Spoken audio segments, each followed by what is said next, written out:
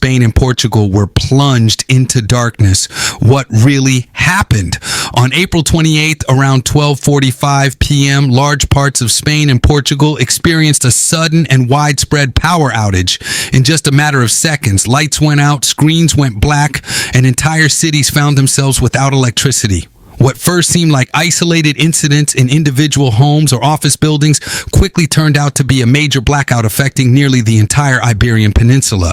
Transportation systems came to a halt, with metro stations being evacuated and museums and shops forced to shut their doors. Communication networks also suffered significant disruptions. But what exactly caused this massive blackout? And why did such a large area lose power at the same time?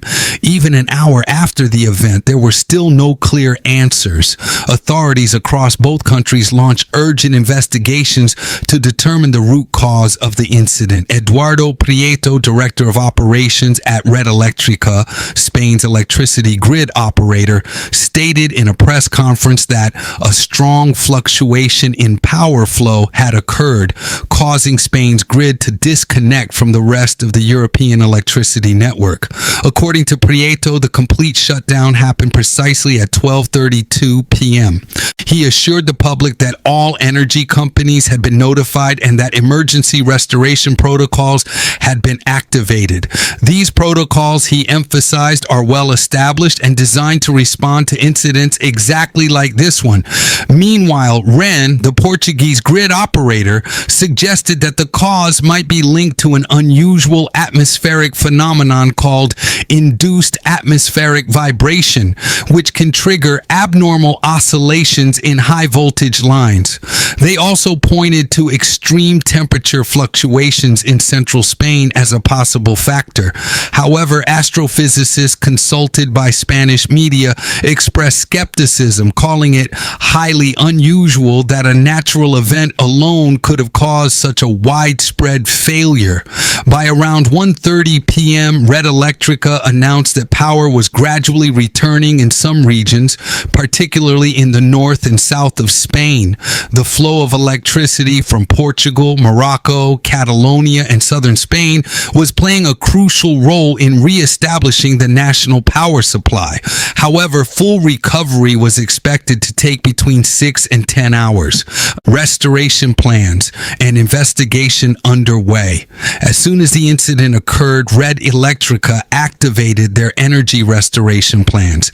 In a statement posted on the social media platform X, they confirmed that restoration work was being coordinated with utility companies throughout the region.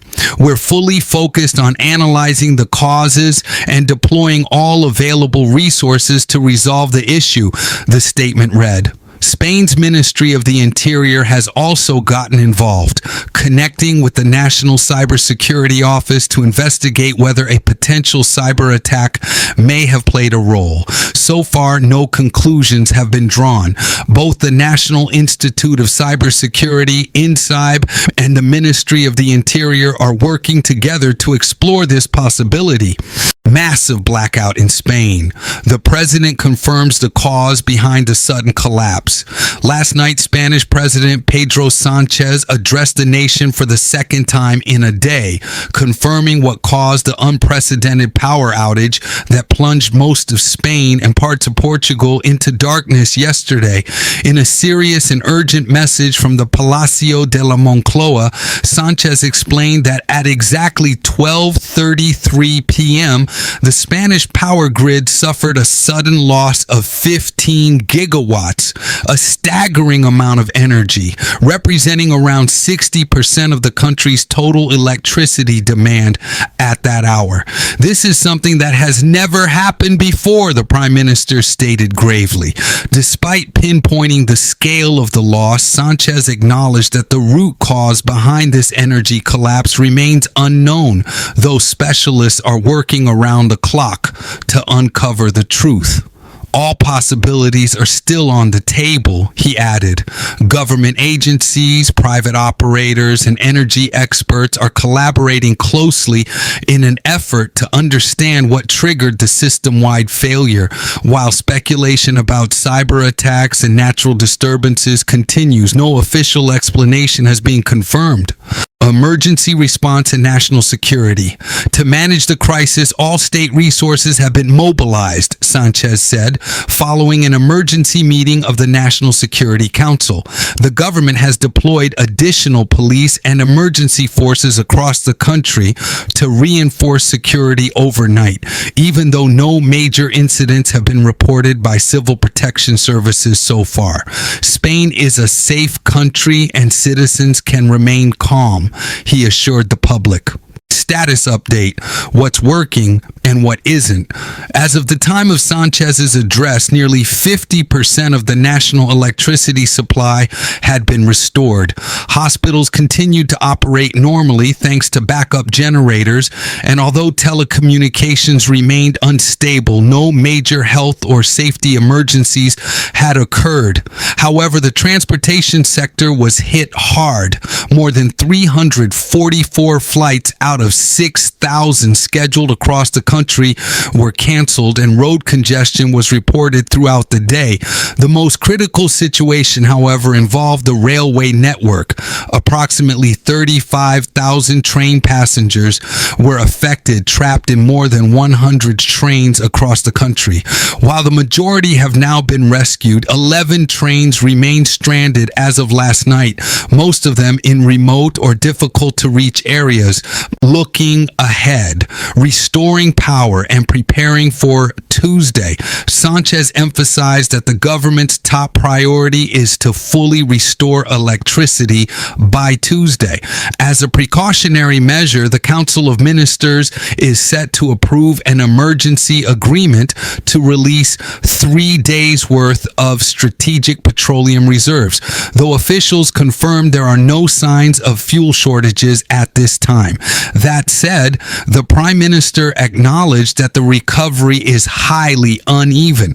While some regions had regained up to 97% of their power, others were still below 15%. In response, 8 autonomous communities, Andalusia, Castilla-La Mancha, Extremadura, Galicia, La Rioja, Madrid, Murcia, and Valencia, have been placed under Level 3 civil protection, which gives the central government full authority to coordinate emergency responses. In these regions, schools will remain open, but no classes will be held. Citizens, especially commuters and workers, were urged to prioritize their safety if they face difficulties traveling to work. A long night ahead. We still have a long night ahead, Sánchez concluded, while vowing that the government would continue working non-stop to return the country to normal. Our mission is clear. Bring back power to every home, every business, every hospital, and every school across Spain as soon as possible. Was it cyberterrorism? Spanish judge launches criminal probe into nationwide blackout. While Spain's national grid operator, Red Eléctrica Española, has ruled out a cybersecurity incident as the cause of the massive power outage that plunged nearly the entire Iberian Peninsula into darkness earlier this week. A new development has added a dramatic twist to the story. Judge José Luis Calama of Spain's National Court has officially opened a preliminary criminal investigation to determine whether the blackout might have been the result of a deliberate cyber attack, a potential act of terrorism targeting critical national infrastructure. A possible case of sabotage. In his court order, Judge Calama has requested official reports from both the National Cryptologic Center, CCN, and Red Eléctrica, asking them to provide explanations within 10 days regarding the cause of the sudden power loss. At the same time, Spain's police intelligence unit has been instructed to compile and submit its own report to help cross-check all findings. The judge cited the widespread impact of the blackout, which began around 12:30 p.m. on Monday, April 28th, and affected essential public services like healthcare, energy, transportation, and industry. These disruptions, he said, represented a critical blow to public security and well-being across the country. Calama referenced government statements confirming that 15 gigawatts of power, roughly 60% of Spain's electricity, electricity demand were lost in just 5 seconds, an unprecedented event in the country's modern electrical history. The threat of cyberterrorism. Although the root cause remains unknown, Judge Kalama emphasized that cyberterrorism cannot be ruled out.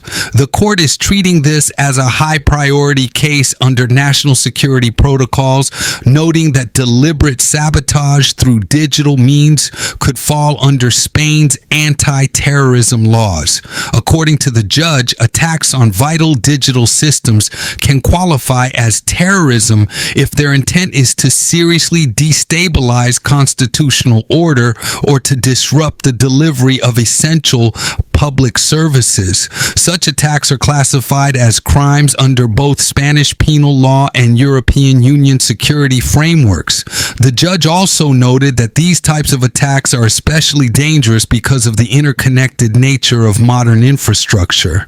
A failure in one system, such as electricity, can trigger a cascading effect across other critical sectors, posing serious risks to public safety. Global precedents and warnings. To support the gravity of his investigation, Judge Kalama pointed to similar cyber attacks in other countries.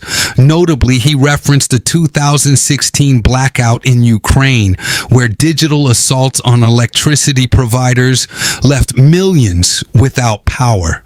Ukrainian authorities at the time accused Russia of launching the attacks as part of a covert cyber warfare campaign, a precursor to the full-scale invasion that began in 2022. The reality is that terrorist groups are increasingly using cyberspace to exploit vulnerabilities, Kalama wrote in his decision, and critical infrastructure like power grids remains one of the most appealing targets. Legal framework and historical context. Spain criminalized sabotage of digital systems in 2010, bringing its laws in line with broader international legislation. Although very few similar cases have reached court, Judge Kalama mentioned one example, the so-called police virus case, where several Russian hackers were prosecuted for infecting users' computers across Europe, including over 300 victims in Spain. In closing, the judge stressed the necessity of a full investigation, pointing out that modern society depends on complex, highly integrated systems, from energy and financial services to public transportation. A breakdown in any of these systems, he warned, could have devastating consequences for millions. If you found this story interesting, make sure to subscribe to the channel. Here you'll stay up to date with the latest events in geopolitics, while also improving your English in a natural and engaging way. Don't miss out. Stay informed and keep learning. See you in the next video.